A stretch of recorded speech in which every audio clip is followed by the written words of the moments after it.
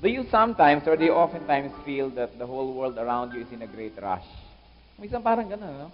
Minsan nararamdaman natin, sobrang nagmamadali. At kuminsan, kung yung buhay parang isang bus ride, gusto mo sabihin, teka muna, bababa muna ako. Sobrang mabilis. Ewan ko kung meron na sa inyong nakaranas na bumaba sa isang sasakyan na pagkatulin-tulin. At natatakot kayong baka kung ano pa ang mangyari, bumaba na lang kayo kahit magbayad uli ng iba. Kuminsan ang buhay parang gano'n, sobrang mabilis. Kung pwede lang sana bababa muna tayo. Do you often wish for just a little more time to be able to slow down, chat with some people, rearrange your drawers and cabinets? Yung bang gusto nyo, kailan ko kaya mako-compile itong mga photos na to, ang dami-dami. If I only had some time, I can compile these souvenirs. I could visit yung lola ko or the so-and-so people, or write those letters that people will be very happy to receive. There are times when we're just having a lot of wishful thinking that we had more time. Overspeeding is one of our generation's most common sicknesses. It is also a thief that robs us of a lot of happiness. Our God, our Father, will you please speak to us, O Lord, in very simple terms this evening. If there's any heaviness in our feeling and a sin, the Lord, that lingers in our lives, in the name of Jesus Christ of Nazareth, take it away from our hearts and help us to concentrate on you. Lord, we know that even if we thought of our problems now, if we lingered on our woes and our aches, it still will not change the system. Even if we think of all the problems in the world right now, our thinking will not change it. So just change our hearts, O God, so that we can learn to be quiet and to listen to you even though the whole world is rushing in on us. Teach us to just be still even though the whole world is rushing about, so that we can hear your quiet little voice in our hearts. That is our guidance. Let your Holy Spirit speak to us, O Lord. Take away all kinds of gloom and difficulty and all kinds of problems that make life miserable. Help us to focus our eyes on you alone. Lord, teach us the truth that when you speak, we must sit up and listen. And so speak to your people. Bless us. Let your Holy Spirit guide us into your truth. Because, Lord, apart from your Holy Spirit, we cannot unlock the mystery of your words. But say the word and we'll be free from our ignorance. Touch us, Lord, and we'll be ready and willing and able to hear you. Let nobody leave this room tonight without being touched by you in a very special way. Speak to your people. We'll listen in the name of your Son, our teacher and Lord, in the name of the Lord Jesus Christ. Amen. Among the many thieves that rob us of happiness, we have discussed inferiority, shyness, and a lot more. Tonight we're going to discuss about that very peculiar thief, which is overspeeding. Siguro tayong mga Filipinos, very few will be guilty of this, except when we cram. Because we as a people are not in a hurry compared to so many. But there's a lot of truth also in it in several aspects of our lives. Now, how do we define overspeeding? Sa mga vehicles, yung mga sasakyan na yan, land transportation, utilities, or any other vehicle, it is moving at a pace or speed beyond the safety limits of the vehicle itself, or the safety limits of the road, or the terrain, or the traffic situation. So you may have a very good car, but if you're in the middle of the city, there's such a thing as overspeeding, even though probably if you're on the highway, it will not be overspeeding. Ng mga tao, meron ding overspeeding. How do people overspeed? In our lifestyles, we may overspeed when we move at a pace that saturates the safety limits of the body, of the mind, and the soul. The soul is our personality, our feeling, an entire being. People can also overspeed when we move at a very fast pace that may be labeled too busy or too much in a hurry as to enjoy the present life. So many people continuously live for tomorrow. They don't live for today. When tomorrow comes, they don't live for tomorrow. They live for day after tomorrow. And so they always end up living for the future, and when the future comes, they live for the other future that's beyond that. And then at the end of their life, they say, I never was able to live a single day and enjoy it, because I was always anticipating what was to come without enjoying what is. And so people probably are too busy to the point that they are being robbed of happiness. What are the forms or signs or symptoms of overspeeding? And let's take a look at ourselves. I'm going to propose only a few of the many. I'm sure that you can always add to this collection. But what are the common forms or signs or symptoms of overspeeding? One, when we find no time in a long period to do what we really like to do. How much of you, brothers and sisters, do something that you have to do but you don't like? How much of you would rather be chatting with a loved one?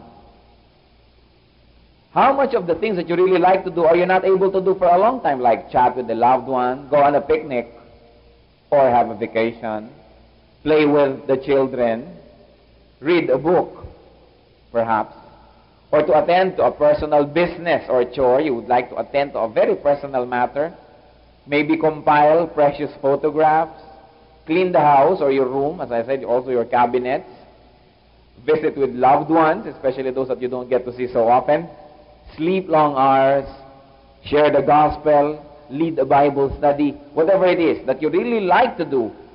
When you find no time to do it within a long span of time, you are overspeeding. One of the definitions we like to attach to overspeeding is being in full speed, going to a direction that you don't like to go anyway, or you would rather be in another direction. Another form or sign or symptom of overspeeding is when we have to rush from one activity to another, or from one engagement to another, with very little or no time to rest or refresh ourselves in between. Then life is a constant rush from one place to another. Nag-anak ng kasal dito, hindi pa nagre-reception, takbo na uli, may pupuntahan pang gano'n, tapos takbo na uli. What's the problem with being in every place? There's one poet that said it very truthfully. If you talk to everyone, you talk to no one. And if you go to all occasions, you end up not really being there at all. Not being remembered and not remembering too much.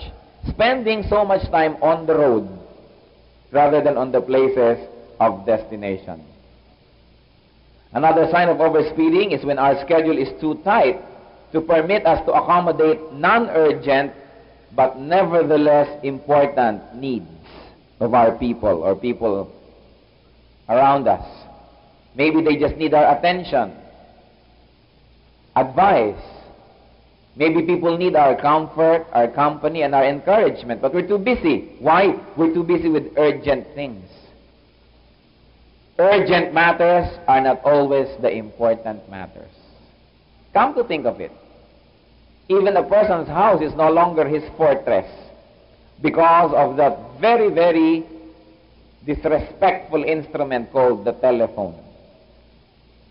That rings even if you're asleep or you're in the toilet or if you're eating or you're having a very nice chat. And this very rude modern instrument is so demanding that you drop everything when it rings.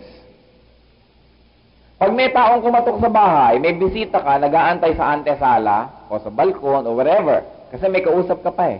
Pag rooming ang telepono, kahit sinong kausap mo, tinatalikuran mo, telepono muna. Meron po ako mga kakilala na marunong igalang ang buhay nila, ang telephone nila outgoing calls lang, no incoming calls. So their house is their fortress. You cannot assault their privacy because they will not permit you. It's very nice. I wish I could do that. So just call, don't call us, we'll call you. But public life requires it. However, if we are always doing what is urgent without paying attention to what is truly important. Yung mga magulang, yung konting simangot ng anak, you don't know. It can be very, very important. But what is urgent? To be at the office at 8. In the long run, you will see what is really very important. We are in too much of a hurry, or we are overspeeding when we are not able to enjoy present activities because we have to rush to the next, as we have already mentioned. We no longer enjoy anything anymore. You attend a dinner and you're in a rush. You skip the dessert because you have to attend another dinner. You are in a meeting and you're not able to finish it or begin it because you have to rush somewhere else. Never-ending rush from one activity to another. Another sign of overspeeding when our schedule is too tight for us to smile and to say please and to say thank you and to say how are you. Or some people say, how are you? But they don't have time to hear your answer, if you are well or not. People say, how are you? And if you're going to tell them exactly how you are, they have no time. So para na tayo mga Amerikano, how are you? Pero hindi nakikinig sa sagot. Di ba? Ano na yun? Parang hi na lang. Kumusta ka? Pero tumalikod na agad. O, kumusta? Teka, hindi ko pa nasasabi sa'yo kung anong karamdaman ko, di ba? O, kasi nagmamadali tayo. Siguro sa atin, kumisan sa pagmamadali, natatanggal yung please. Sa pagmamadali. Kasi always rush. Wala na mga pleases, mga thank yous. That's overspeeding. We overspeed when our pace drains us of all energy and cheer, that we become impatient and irritable and rude. Pag wala ka ng time to be nice, you're too busy. Magbawas-bawas na ng activity. You only make enemies along the way. We are overspeeding when we have no time to give or to do our best to people and to projects and endeavors. Basta na lang matapos. Basta na lang magawa. Wala ng quality. Embes de kalidad, de kalamidad ang mga ginagawa natin. And so, that's too much. That's overspeeding. We overspeed when we foolishly leave all our loved ones behind in the road of life because they cannot cope with our pace. Gaano karami na sa mga mahal nyo sa buhay ang naiwan nyo na dahil ang bilis nyo? Nasa na sila ngayon?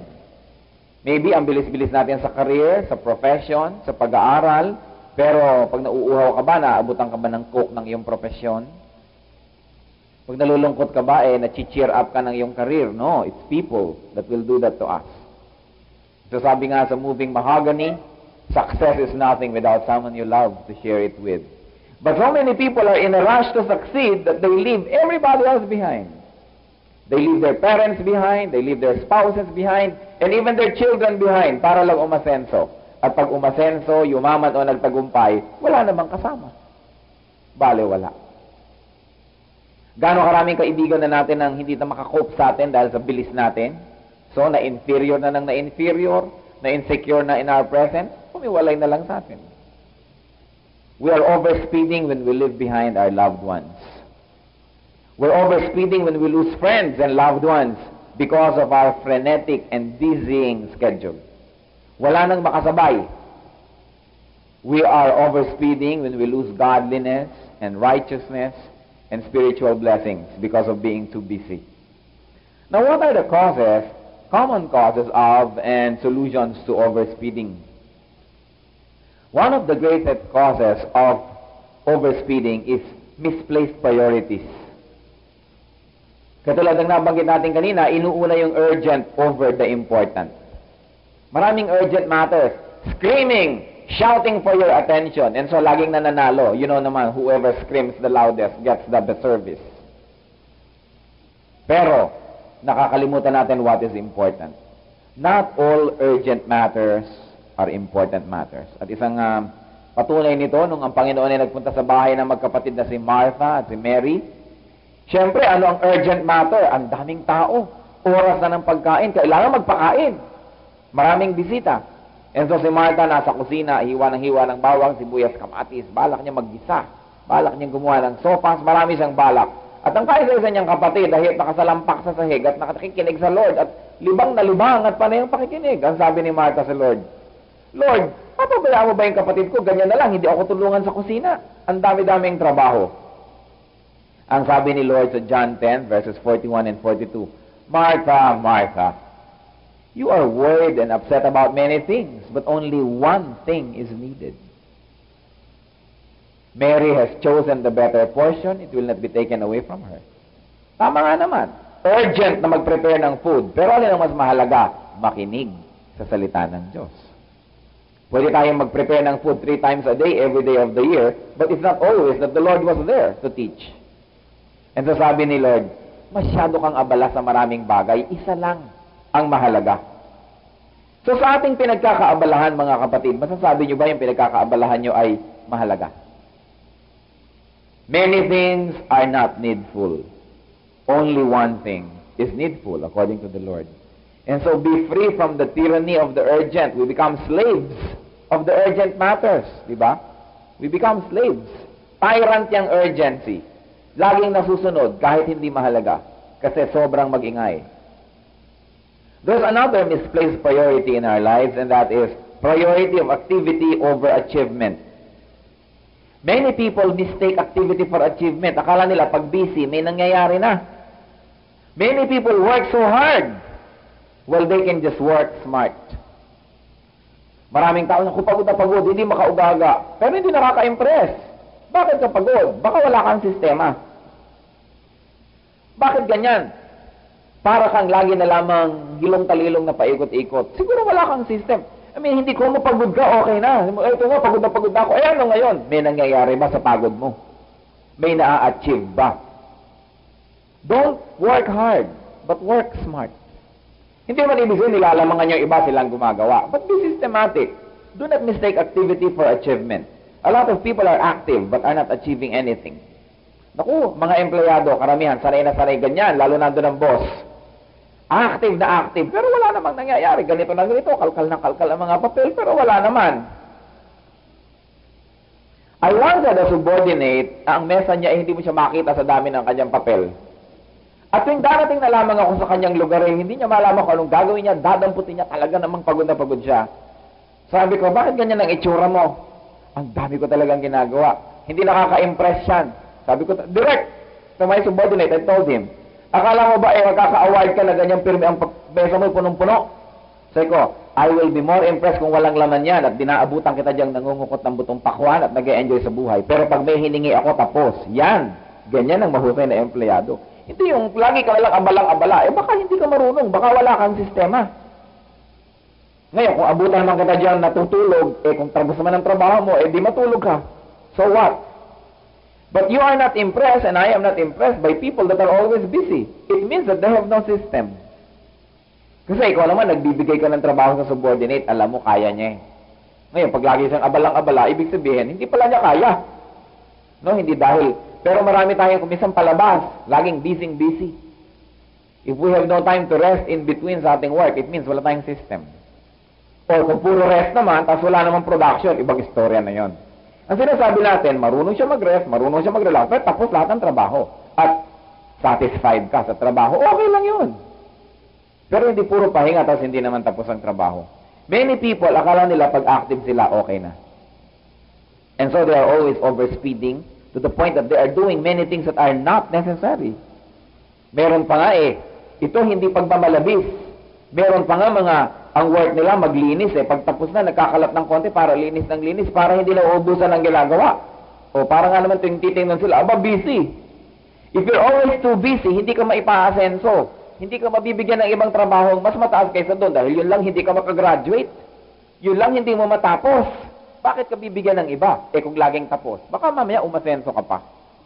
And so many people do that. Even in prayer, the Lord knows that. Alam na alam ng Panginoon yung pinagkaiba nung totoong taimtim na konti kesa sa ang daming katsyang. Kaya sabi niya sa Matthew 6, verse 7, and when you pray, do not keep on babbling like pagans, for they think that they will be heard because of their many words. Kapatid, kung pwede ka mag-pray ng 3 words, bakit kailangan mong gawin 3 days? Diba? Kung meron kang pwedeng gawin sa maiksing panahon, bakit kailangan pahabain? Yan sabi ng Panginoon, kahit sa pagdadasal, maraming bolero. Ganyan ang ganyan, wala namang na-achieve. Sabi ni Lord, don't be like the pagan. If you're very sincere, a few words would do. Hindi paikot-ikot ka at nagpapa-impress pa ng iba na parang makita ka ang tagal-tagal mo magdasal. Pero kung talaga matagal tayong mag-pray and every word of it is sincere, lalong mabuti. But don't think that we will be heard for our many words. We will be heard for our sincerity. What is the solution to all of this? Misplaced priorities? Seek the Lord's guidance in setting priorities for life. Seek the Lord's guidance in setting priorities for the year, for the month, for the week, for the day, for the specific hour. Sabi ng Psalm 37 verse 23, the steps of a righteous man are ordered by the Lord. Or according to the NIV, if the Lord delights in a man's way, he makes his steps firm. And Proverbs 3, 5, and 6, as many of you already memorized, trust in the Lord with all your heart and lean not on your own understanding. In all your ways acknowledge Him and He will make your path straight. Imagine, the Lord can give us a good set of priorities. He can set our path straight that we don't have to go through the long and winding road. Ganon din naman ang pupuntahan. Nagpaliko-liko, nagpaikot-ikot, ang daming nasayang, naging busy lang, wala namang napala. There's another cause of overspeeding, and that is time mismanagement. Lahat tayo mga kapatid ay managers ng ng God's resources. 3 T binigay sa atin ng Lord. Time, talent, treasure. Lahat yan. Nung pinanganak tayo, wala lahat yan sa atin. Ibinigay lang yan. And so we manage it. How are you managing your time?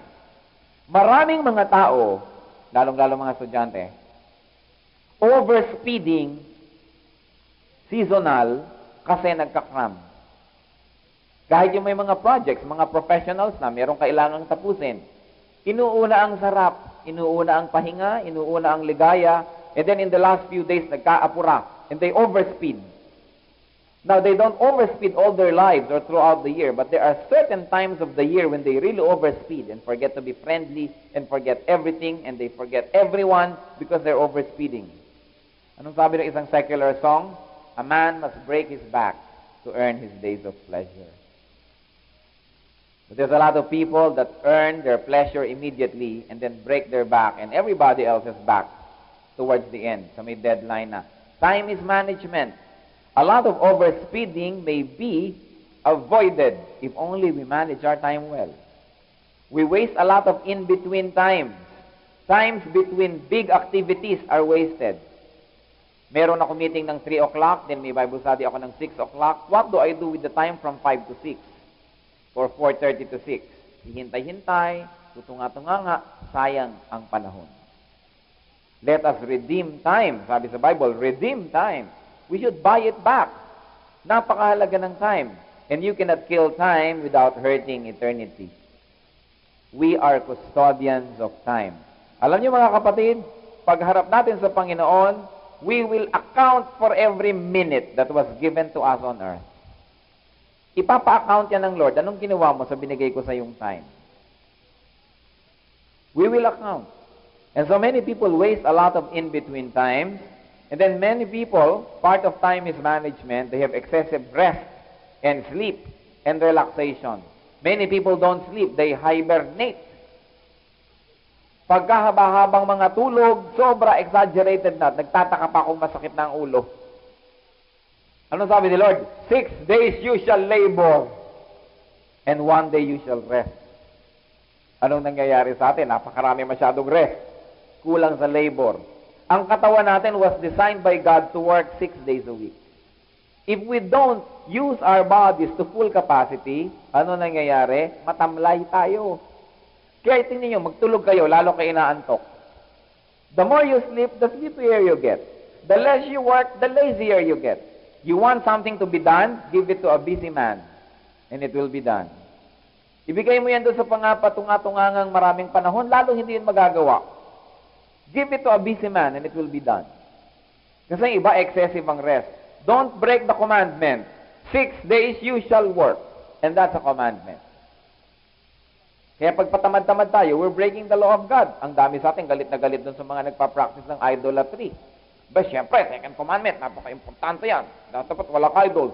Pero, binebreak naman natin yung 6 days you shall labor. Ano ang laging ine-emphasize? Yung Sabbath. Yung issue ng Sabbath is only 1/2 of the command. The other half is 6 days you shall labor. Ang pinagkakagulan ng mga tao kung kailan yung Sabbath. 1 day lang naman yon, but 6 days we work. And so a lot of people are overspeeding because they have wrong time management. Also, with time mismanagement, there's a lot of people that lack creativity in the use of time. For instance, we must respect our biorhythms. What are our biorhythms? There are times of the day when your thoughts are most perceptive. There are times of the day na tinatamad talaga yung utak mo, very slow. There are times of the day na na-peak talaga ang energy level natin. And so what do? We respect those internal clocks in our bodies and work along the biorhythm that is so natural. For instance, you know that you are most creative in the morning. And if you're in control of your time, do all creative work in the morning. I always do not want to parade myself, but just one example. I'm always most creative in the morning, and so I don't permit myself to be disturbed by phone calls or by visits. Because when I wake up in the morning, gusto ko mag-aral agad, gumawa agad ng mga notes, mag-aral. Pero oras na na-disrupt yun, kahit ng 1 minute, ang hirap ibalik. And so, I'm like a hermit in the morning. I don't accept calls. Why? If I would always accept calls, even if people don't call me in the afternoon, ang baba ng energy level ko. Don't make me produce anything from 12 up to 3 in the afternoon. Don't even attempt to talk to me because I'm not in the mood. But what we're trying to say here is, we don't always naman consente our bodies, no? Kanya mga bisyo. But there are natural biorhythms. Observe your biorhythms at kung saan kayo pinaka-productive na time, do your most difficult job in that time. Probably right after rising. There are things that you can do without necessarily be in the mood for it. Mga manual things you can. And so, yung talagang kailangan ng mood, for instance, a creative effort to write that memo, to write a letter, or to create, to think, to solve a problem, do it in your peak hours. And then all the others can be done kahit slack na yun, mababa na yung energy level. What is happening is we waste our peak time and then try very hard to work during our slack time. And so ano nangyayari? We work so hard and achieve so little. That's what I'm trying to say. Don't work hard, work smart. Hirap na hirap na hirap. Halimbawa, meron tayong dadalhin. Pwede naman nating katulong ang mga anghel. Bakit kung kailan paakyat ka, tsaka mo dinadala, at kung kailan pababa, at tsaka ka nagpapatuwang pa? Diba? Baligtad. It's wrong use of energy. And so get the angel support when you're climbing uphill, and then let them lead you when you're going downhill, and it will be easier. We must respect the biorhythm. However, it must also be put under our control. Sometimes kasi exaggerated yan. So it must be tempered. That's why Paul in 1 Corinthians 9:27 says, I beat my body and make it my slave. Hindi naman ko mo, slack time ko ngayon, o sige, slack time ako, wala akong gagawin. Kontrolin din natin. It must be put under control as well. However, there is really a trend that we must respect. And if we work according to that trend, it will be easier. Then we will have more free time. We don't have to overspeed and achieve the same things, if not better. You don't only respect your internal biorhythm, but you also respect the rhythm of life around you. Move cooperatively with your environment to avoid wasting time. For instance, we can do our chores when people that are prone to disturb us, halimbawa, dorm mates, children, or spouses, do that most chores when they're away or asleep. Marami mga mothers, hindi makakonsentrate ng iba nilang trabaho, gawin pagtulog ang mga bata. Isasabay mo, may 3 batang akyat ng akyat sa'yo, hindi ka naman Buddha, akyat ng akyat ang mga bata, hanggang ngayon, inis na inis ka na, galit na galit ka na, kasi pinagsasabay-sabay. Diba? Dapat creative tayo, igalang natin yung kanilang time para isasabayan. We can do a lot of, especially mga estudyante na nakatira sa mga boarding houses, you can do most of reviewing when they are asleep or out of the dorm. Bakit isasabay kung kailan sila dumating? Huwag sabayan ang dating at alis nila kasi ang hirap talaga mag-move. We can catch a public vehicle before or after the rush hours and keep ourselves preoccupied during the waiting time. For instance, you're an employee. You are an 8 to 5 person and you've got to be at the office at 8. And so, you go out of the house 7:30, 7 o'clock and spend a lot of time just catching a ride. So what you can do, you can wake up earlier at 5, catch the bus at 6, and you're at the office even before 8. No, you'll probably at the office at 7. What do? 7 to 8. That's when you can do your quiet time. So you can leave a Bible in your desk. That's when you can do most of your Bible reading. Or write your letters to your personal correspondences, make plans and things. However, bakit mo ubusin yung oras mo nakatayo sa kalye at habol-habol? Pwede ka namang mas maaga. Sayang. Tapos mamaya pag uwian na naman, sasabayan mo ang buong mundo pag uwi. Tapos isang oras lang nakatayo, hahabol-habol, sayang. But why don't you just stay in the office? Do your reading. Gawin mo yung mga ibang personal matters that you must do. Diba? Pwede mo na rin dalhin ng nail cutter, doon ka na maglinis-linis ng kuko.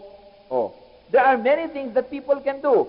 Bakit ka sasabay? Tapos, hindi, gaano karami sa inyo mga kapatid ang araw-araw na lamang ay nauubos ang 1 o 2 oras kahihintay ng bus o ng jeep. Why don't you just stay in the office, linger, or arrive earlier and do something?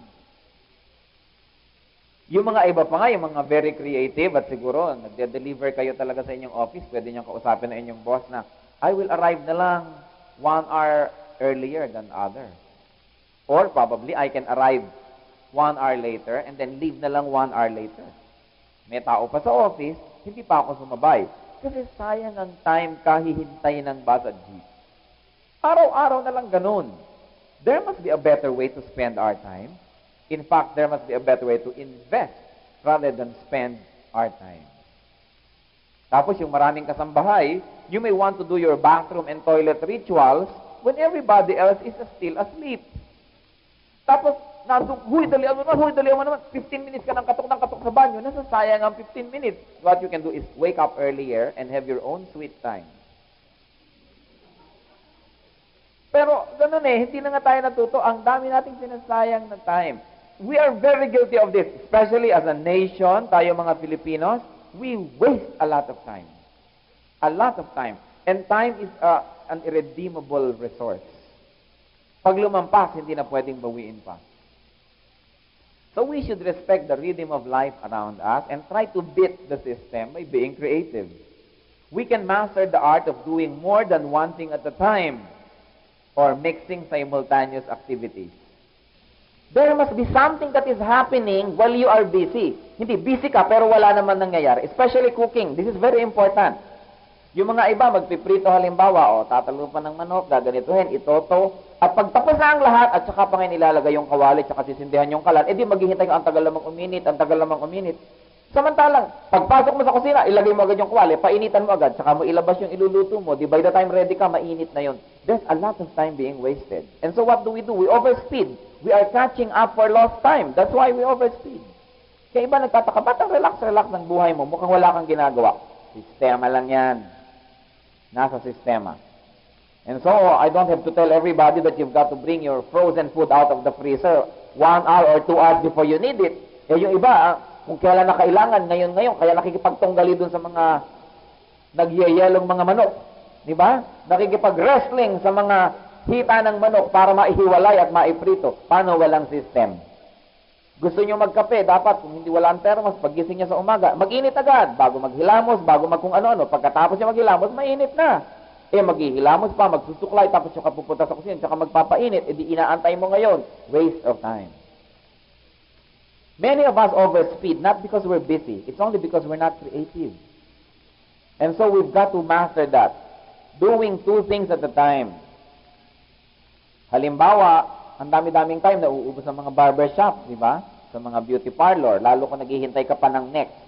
So kung ano na lang ang nababasang mga kabalbalan dyan sa mga barbershop at mga beauty parlor, so why not bring the book that you have always been wanting to read? Always bring it along. Alam niyo yung mga taong lagi may mga dalang libro, yan ang mga walang nawe-waste na time. Kahit konti lang, naghihintay ng elevator, o buklat ng isa, nakakaisang paragraph bago dumating yung elevator, kaya sa tingin ng mata, nagkakasala tuloy. And so we bring all of these things. Even in the toilet, you must have very nice reading materials. Do 2 things at a time. Sayang ang panahon. Nai-scandalize yung mga ibang taong pumapasok sa banyo ko dahil may Bible doon. And why not? And why not? Even our toilet habits were designed by God. It is not an embarrassing thing. And why not? Bakit hindi ka mag-quiet time habang ikaw ay nakaupo sa luklukan ng ligaya? Why not? Pwede, di ba? So, we may always want to bring some pieces of paper and some pen para pagka naghihintay tayo sa mga doctor's offices, sa mga airline offices, you may write a letter to your kumare, to your friend that you have not seen for so long. Ang sabi mo, pang opening mo pa, guess where I am? Ganyan. Di ba meron pa tayong mapag-uusapan? Pero hintay ng hintay. Tuloy, naiinip, umiinit lang ang ulo. You cannot change the world, but we can change the way we use our time. And in the present system, in the present civilization, there's a lot of waiting to do. There's always a line or a queue to abide by. So, dapat laging meron tayong binabasa. Sayang ang panahon. And so always bring books or stationaries and pens. And then find something else to do when you are on extended phone conversations or personal conversations. Minsan may darating sa bahay, kwentuhan, 1 oras, 2 oras. Pwede yan, but you can do what you can do. Pwedeng habang nakikipagkwentuhan, naglilinis ka ng sapatos, di ba? Nagpipili ng bigas. Kahit na nasa telepono ka, magtelebabad ka, pili ka ng pili ng bigas. Ang dami na yung 2 nagawa mo. Sabay, hindi na sayang ang time. Pwede mag-clean ng mga nails mo kung ang kausap mo naman, friend, di ba? You can dust some furniture or fold some clothes. At mga ginang, napakasarap makipagkwentuhan kayo na mamalansya. At kung mapapansin ninyo, ang nakikipagkwentuhan, pulidong-pulido ang plancha. Kasi paulit-ulit talaga. Paulit-ulit ka. Pulidong-pulido talaga. Subukan ninyo. Yang tao pating galit, yang nagdadabog ang gandang mamalansya. Kasi talagang galit, paulit-ulit pa. And so do it.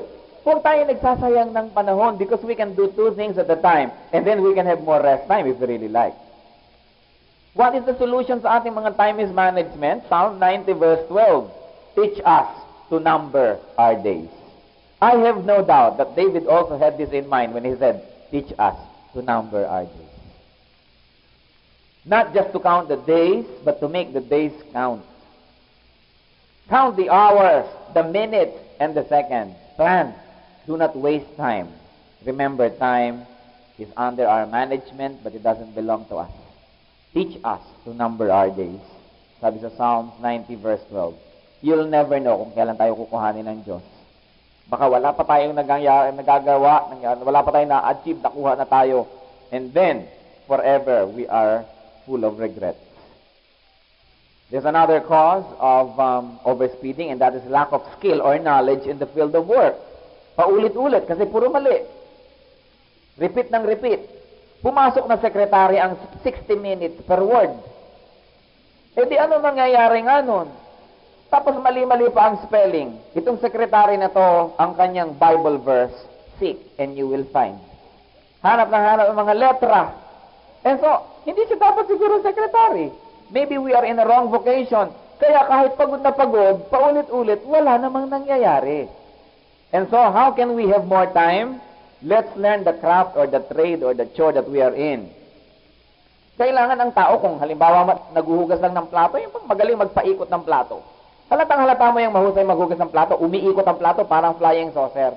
Pero pagka nako, ang nililigawan nyo, mga kapatid, mga kapwa lalaki, pag ang nililigawan nyo, kung maghugas ng plato, ginaganong-ganon, akala mo siya, needle ng plaka. Kung umandar, naku, walang kwentang maghugas ng plato yun. At pag walang kwentang maghugas ng plato, magandang indicator yun, baka walang kwenta rin sa maraming bagay. So, nakikita natin, dapat skilled. Anything that you do. Sabi sa Bible, anything that your hands find to do it as unto the Lord. So, ayaw nating mag-overspeed.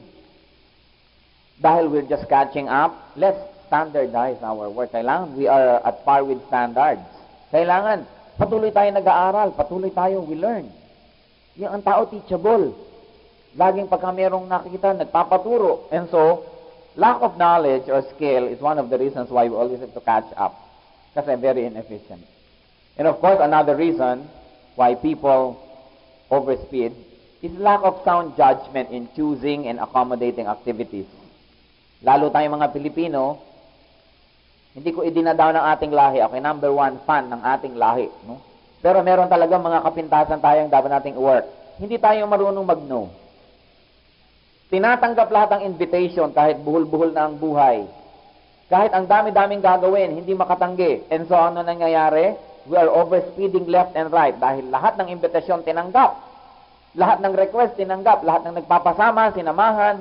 And so, rush dito, rush doon, rush doon. We've got to learn to say no. Learn to defer commitment at least for a day to study or consider it. Huwag muna kayong umuoo sa mga invitation lagi. Well, give me a day to pray for it para ma-schedule nyo ang inyong days. Even pastors and missionaries and Christian workers, hindi nakaka-impress yung lahat ng gusto makipag-usap, kinausap nyo, lahat ng gusto magpa-counsel, in-schedule, lahat ng gustong invitasyon.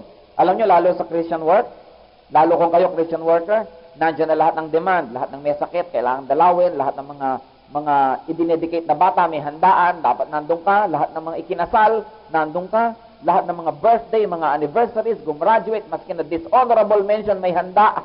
So, iniimbita ka ng magulang. So, paano tatanggapin mo lahat? You will run from one activity to another.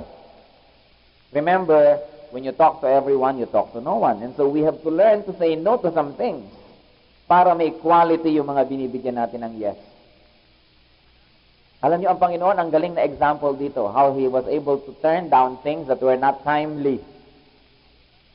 Nung nasa handaan sila, may kasal, nauubos ang alak, kay kamag-anak nila ang groom, nakakahiya naman. Sabi ni Mary, hey Lord, wala na silang alak. Parang mag-miracle ka na ba, mapapahiya tayo. Alam niyo sabi ni Lord sa kanya? John 2 verse 4, Woman, what have you to do with me? My hour has not yet come. Hindi pa panahon, huwag mo kong pilitin. Then later on, nag-miracle si Lord, what is the reason? Dumating na yung hour. Hindi dahil siya inutusan na influence nga. No, dumating na yung hour. Kasi the argument, sana ang sinabi ni Lord, Woman, what have you to do with me? Huwag mo akong pakialaman. Hindi yon. Sabi niya, wala pa sa panahon. Eh, kailan niya ginawa? Eh, di nung dumating na ang panahon. May isa pa. Si Martha at si Mary na binanggit natin kanina, may kapatid na lalaki, si Lazarus. Mahal na mahal ni Lord itong tatlong to. Katropa niya itong tatlong to. They were very close friends. Magkaka-vibes talaga itong tatlong to. Now, the Lord was far away, and word got to him that Lazarus was very ill at the point of death. At nagpasabi ang dalawang magkapatid, ipatawag niyo ang rabbi, ipatawag niyo ang healer, at pumunta siya at ang kanyang paboritong kaibigan nandito, naghihingalo. Anong sabi sa John 11:5-6? John loved Martha and her sister and Lazarus. Yet, when he heard that Lazarus was sick, he stayed where he was 2 more days. Hindi siya tumakbo agad. Akala natin pagka-Christian worker, pag tinawag mo, nandyan agad. Ganun na expectation natin, di ba? Eh, ang Panginoon nga, tinawag, naghintay pang 2 days. Pero may reason. Hindi naman tayo nagde-delay lang dahil gusto natin magpa-delay. Because kung hindi namatay si Lazarus, di wala si Lord bubuhayin, the glory of the Lord would have not been evident. And so the Lord stayed 2 more days for the sake of giving glory to the healing power of God. Tinawag, sinabi, saka na, 2 days later. Marunong tumanggi dahil alam niya kung bakit siya dapat tumanggi. Tayo ba marunong o puro na lang nakakahiya naman, baka sabihin wala akong pakisama. So lahat na lang tinatanggap, lahat na lang ng assignment. We spread ourselves too thinly. That's why there is a saying, if you run after 2 ducks, you will catch neither. Totoo yun. 2 bibi ba naman ang habulin mo, di pareho kang walang nahuli. Eh kung isa lang, talagang dakmang-dakma mo yan. Huling-huli. And so we should learn to concentrate on a few things and do it well. Hindi yung lahat sinahod. Hindi naman tayo alulod. Lahat na lamang sinalihan. Lahat ng committee kasali. Lahat na lamang ng misyon nandun. Kaya tuloy, walang kwenta ang trabaho. We spread ourselves too thinly. What else is a cause of overspeeding? We line up bumper-to-bumper activities. To borrow from the terminologies of highway people. Pag sinabing bumper-to-bumper, kotse, yung mga bumper magkakadikit na sa dami. Wala nang agwat, so bumper-to-bumper. We must put corridors or breathing spaces for rest and accommodation of the unexpected. Kumisan, may schedule tayo, 3 to 4. Meron agad 4 to 5. Meron agad 5 to 6. Eh yung isa, humabahaba o nahuli. Wala na tayong time. Kaya tuloy, adjust, habol-habol. Walang corridors. Pag gumagawa tayo ng activities, mga kapatid, especially if they are very important activities, make sure that you have only one very important activity in the morning and one in the afternoon. Para kung kailangan mag-extend yun, may time pa tayo. Suddenly, an unexpected happens. Natapilok ka. Kailangan mo muna magpalagay ng cast. Eh, dikit-dikit yung schedule. Nasira na lahat. Di ba? There must be corridors. Ang iyong biyena na ibiglang nahimatay, kailangan dalhin sa ospital, may time ka pa. Pero kung dikit-dikit, anong nangyayari? The whole day, we overspeed, trying to catch up. Sinong may kasalanan? Eh, sino bang gumawa ng schedule? And so we must put all of those very important corridors. Even the Lord has something to teach us about it. Mark 6, verses 31 to 32. Then, because so many people were coming and going that they did not even have time to eat, then He, Jesus, said to them, the disciples, "Come with me by yourselves to a quiet place and get some rest." So they went away by themselves in a boat to a solitary place. Bakit ko po ina-underline yung word, sabi ni Lord, come to me, with me by yourselves. Sabi ni Lord, tayo-tayo lang. Sobra na tayong pagod. Ang dami na nating ginawa. Nag-heal na tayo dito, nagpakain na tayo, nagturo na tayo. Halika kayo. O doon kayo dumaan sa may likod, habang hindi tayo masyadong makita. At sa kayo doon sa bangka, tayo mag-retreat. Kung ang Panginoon nag-retreat at ang kanyang mga disciples nag-retreat, tayo pa kaya?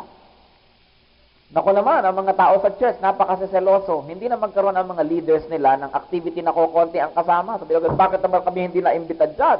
Bakit hindi kami nakasali?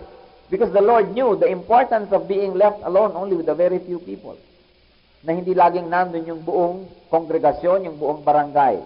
Very important. You also must be able to guard and protect your privacy and your rest time. Akala nung iba, pagka ikay pastor o kayo Bible study leader, ay dapat hindi ka na mag-rest. At anong privacy? Wala na yan. No, the Lord said, come with me by yourselves to a quiet place and get some rest. And so they went away by themselves in a boat to a solitary place. We must never fill the entire calendar and the entire day with activities. There must be moments of repose, so that we don't overspeed and kill ourselves and make everybody else around us miserable. Very early in the morning, while it was still dark, Jesus got up, left the house, and went off to a solitary place where he prayed. That's how the Lord would begin a typical day, by waking up earlier than everybody else and praying. Kaya hindi natin nakita si Lord na nakram ang kanyang day. While the Lord would minister to multitudes, he also had time to cross the lake and go to one demon-possessed person. He was able to set aside so much time, in fact, so much time that it extended to several days because of the woman of Samaria, the woman by the well. The Lord had time to cuddle children. The Lord had time to attend parties. Remember, Luke hosted a party. The Pharisees hosted parties, and the Lord was there. He had time to socialize because he knew what activities to refuse, he knew when to rest, and he knew what to do and what not to do. Akala ng mga ibang Christians and overzealous sila about the faith, lahat na lamang ng kailangan gawin ay ginagawa nila at inoohan nila. And so they wear themselves out. They burn their candles at both ends, and before you know it, natunaw na sila at nawala na. Hindi na napakinabangan. Marami sa atin guilty nito, including me. There are times when I jump ahead. And then walang nangyari. Hindi natin, ay wala nangyari. Naku, hindi itong will ni Lord. Nauna tayo, pinangunahan natin ang Panginoon. Sorry, Lord. And so, if the Lord himself would start his day with prayer, how much more should you and I? We need the Lord's approval and blessing for our activities. That's why sabi sa Psalm 127 verse 1, unless the Lord builds the house, its builders will labor in vain. Maski ka pa magpagod ng magpagod, walang mangyayari kung walang blessing ni Lord. Hindi yan magtatagumpay. And so Proverbs 3, 5, and 6, if I may quote again, trust in the Lord with all your heart and lean not on your own understanding.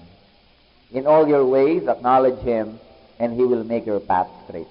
And there's a last point that I would like to share with you. This is lack of a clear vision as to the purpose and mission in life. Pag tinanong kayo kapatid, what is the purpose of your life? What is the mission of your life? Masasagot ba natin? O mag-iisip pa tayo? Pag mag-iisip pa tayo, isa lang ibig sabihin, hindi nyo alam kung ba't kayo nabubuhay. Hindi natin alam kung ano ang purpose ng ating buhay. At pag hindi natin alam kung ano ang purpose ng ating buhay, we run from one cause to another. Papalit-palit ng career, papalit-palit ng mga trabaho, ng mga activities, walang direksyon. Napaka-interesting po to note ang sinabi ng Panginoon sa John 17:4. For the Lord said, and talking to the Father, I have brought you glory on earth by completing the work that you gave me to do. Napakahalaga ng word na completing the work that you gave me to do. Bakit sinabi ng Panginoon that I have completed the work that you gave me to do? What did he have to show? 12 disciples, nagtaksil pa yung isa. A group of 70 people close to them, secondary level ng kanyang sphere of influence, and the group of 120. That was all the people that remained with the Lord, 120. Nung ipinako nga siya, walang tao doon sa crucifixion Inabandon siya ng mga tao. At bakit niya sinabing na kumpleto na daw ang trabaho niya? Napagaling na ba niya lahat ng may sakit? Ang dami pa rin may ketong, ang dami pa rin pilay. Gano'ng karami na ang nagrepent? Yung woman that was caught in adultery? Yung lalaking possessed by legions of demons? Sino pa? Ang dami pa. Ang mga tao ba sa temple nagrepent na? Ang mga Pharisees ba ay nagrepent na? Ang Israel ba ay nagrepent na? Ang Israel nga, ang Jerusalem nga, hindi pa nagre-repent. Tapos sabi ni Lord, I have completed the work that you gave me to do. The Lord knew His calling. Ang calling ni Lord was not to personally convert every human being on the planet. Ang calling ni Lord was not to heal every leper or deaf or sick person. His calling was to train and to teach 12 disciples to live a sinless life and to die a sacrificial death for men. Alam niya, yun ang calling niya. Kaya nasabi niya, tapos na. Kaya nung siya mamamatay na sa cross, ang sabi niya, it is finished. Tapos na. Kung magtataka tayo, at tayo mga pilosopo, sabi natin, anong natapos? Ano bang natapos yan? Wala ngang follower man lang dito sa cross. Sumama sa Golgotha. You know why the Lord can say with satisfaction that He was able to finish His job? Because He knew what His job was. Tayo, baka nagawa na natin yung work natin. Diskontento pa tayo. Alam niyo kung bakit? Hindi kasi natin alam kung ano yung work natin Hit and miss. Kaya yung iba, para makasigurado, dinadaan na lang sa dami. Baka sakaling maraming matumbok, pwede na. What is the purpose of your life, brother and sister? What is yours? Remember John 10:41, sabi ni Lord, Martha, Martha, only one thing is needful. Are you trying to be everybody and everything?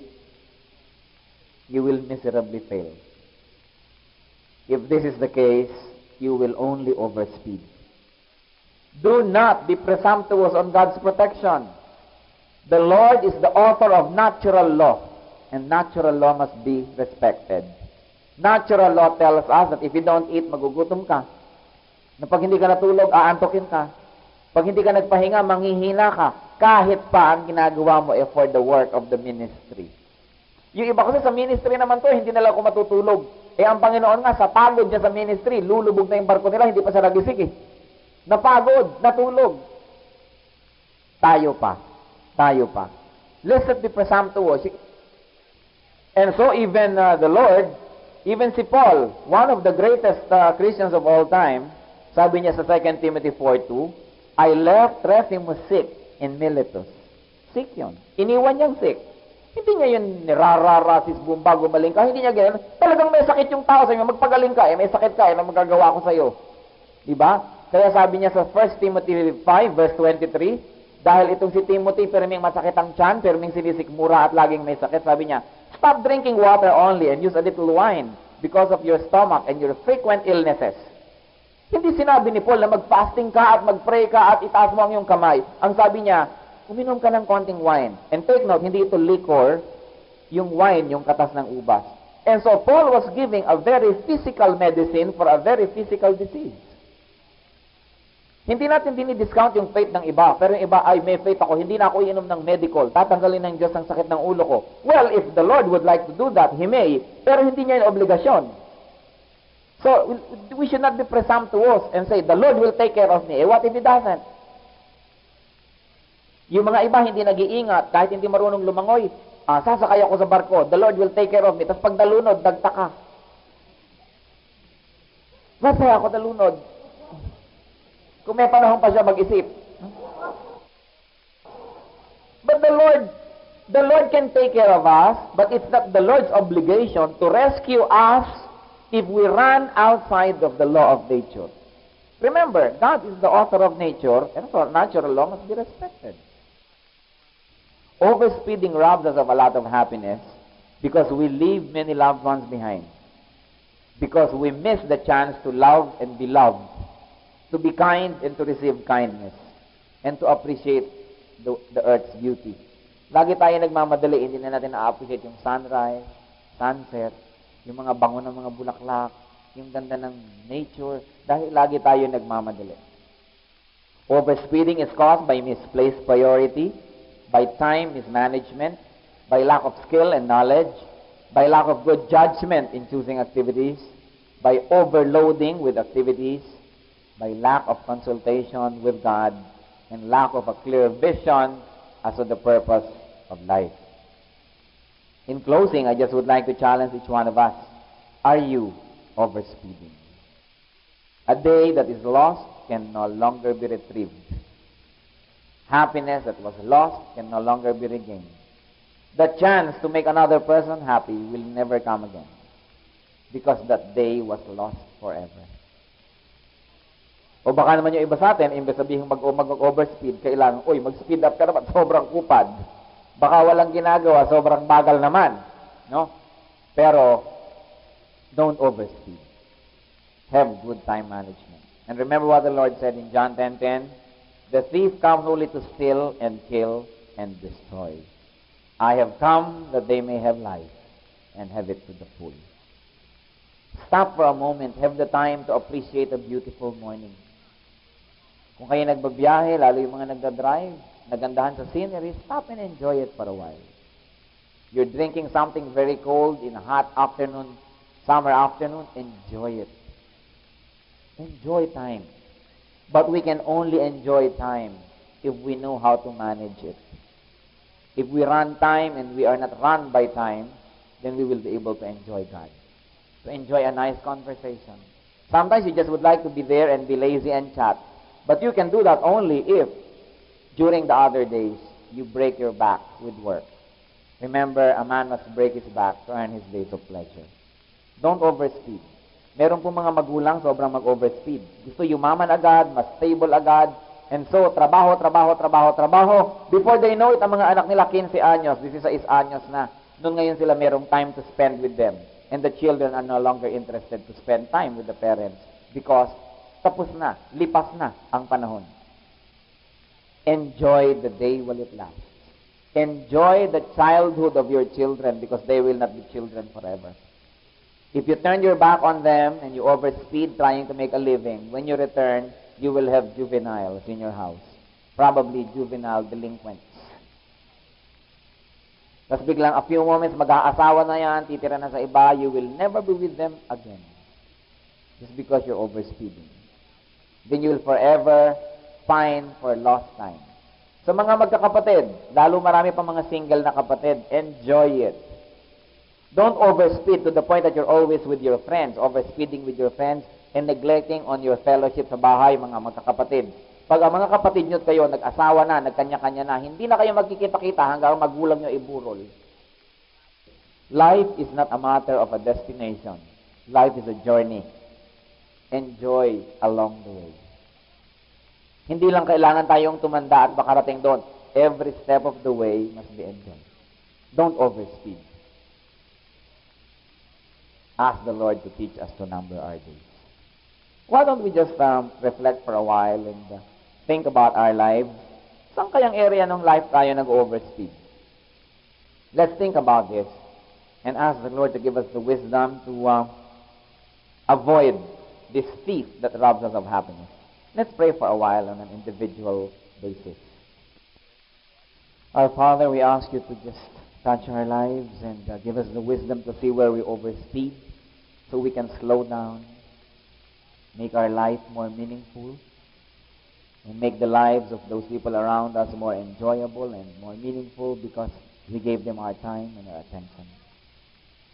Teach us, O Lord, to upgrade our skills, to number our days, not to waste time, so we have enough for leisure, so we have enough of solitude with you, and so we have enough to give away to people that need our time. Teach us, O Lord, to number our days. In Christ we pray.